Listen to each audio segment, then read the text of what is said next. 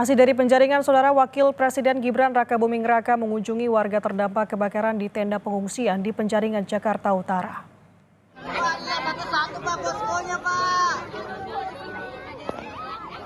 Kedatangan Wapres Gibran disambut antusias warga di tenda pengungsian korban kebakaran di Penjaringan, Jakarta Utara. Wapres Gibran mengunjungi satu persatu tenda pengungsi dan menyempatkan diri berdialog dengan warga. Gibran juga memberikan buku dan alat tulis untuk anak-anak korban kebakaran.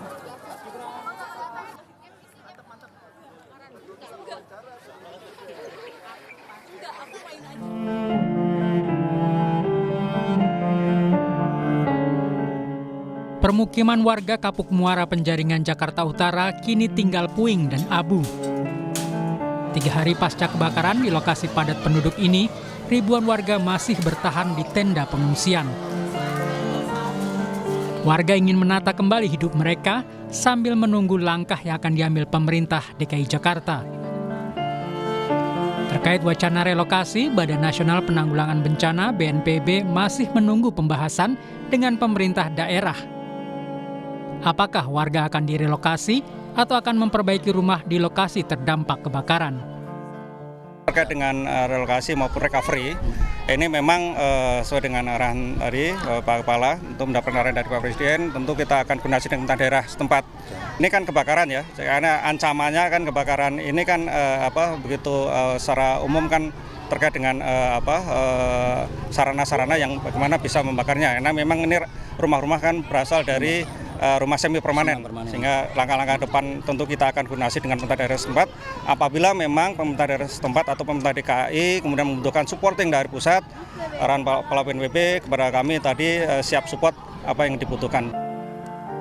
Terkait adanya wacana relokasi warga, Ketua RW setempat masih berharap pemerintah tidak memindahkan rumah mereka dan meminta bantuan dana agar warga bisa segera memperbaiki kembali rumah mereka.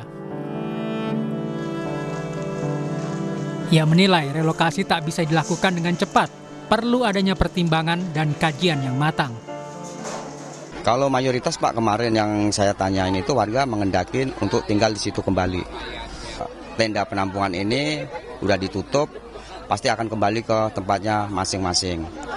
Tapi kendalanya itu gimana cara dia membangun, biarpun itu dan gimana cara dia bisa cepat kembali dan rumah itu mungkin setidak-tidaknya itu bisa tertutup dan bisa ditempatin buat sementara.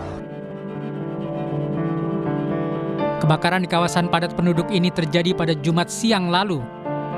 Banyaknya material yang mudah terbakar dan jarak rumah yang dekat membuat api dengan mudah menyambar ke bangunan lainnya.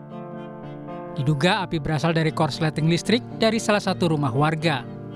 Total ada ratusan rumah hangus dan ribuan warga mengungsi akibat kebakaran ini. Tim Liputan Kompas TV.